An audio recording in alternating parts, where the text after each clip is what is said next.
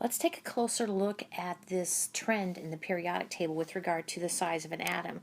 As you go down the same group, what happens to the size of an atom? Well, an atom increases. Now, as you go across the period, what happens to the size? Well, the size gets smaller, so I'm going to go ahead and do this. The size, it's big over here and small over here. Okay, small right here and big right here. So this idea, this right here, this trend, why does it get bigger as you go down the group? Well, you're adding on an entire shell of electrons, and it's the electrons that are actually going to give the volume to an atom, so it gets larger. That makes sense. This other trend, the trend if you're in the same period, where the size gets bigger as you go from right back to left again, we need to kind of talk a little bit more about that. And one of the things we do know is that as you go from this side to this side, you're decreasing the atomic number, so you have more electrons here, right? And you have fewer electrons here.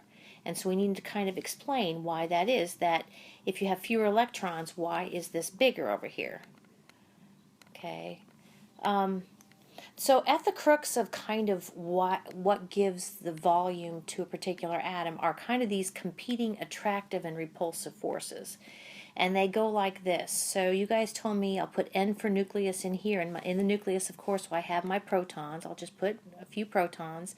And then I have my electrons in the cloud outside here. I'll put 3 electrons here. So one of the things about these subatomic particles is that I'll talk about attractive forces first.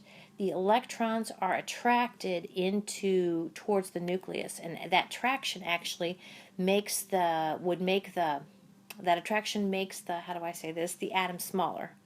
Okay, does that make sense? The attractive forces make the atom smaller.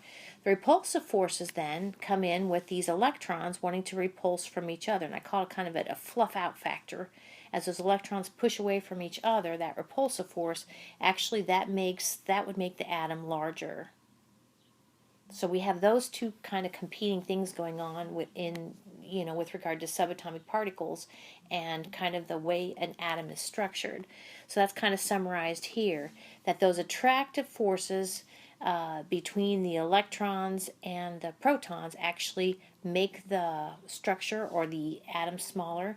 Those repulsive forces between the individual electrons kind of pushing off of each other, the fluffing out factor, kind of make the overall atom larger.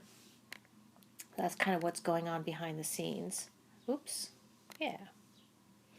So kind of keep that in mind as we see any trend, whether it's the increasing trend going down the period or increasing size as you go from right back to left again.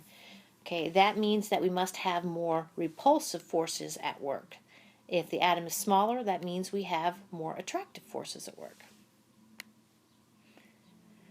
So the fact that as you go from, I'm just going to kind of pick on this, and again, kind of at the end of this slide, I'm going to kind of talk about something called effective nuclear charge to make sense of this.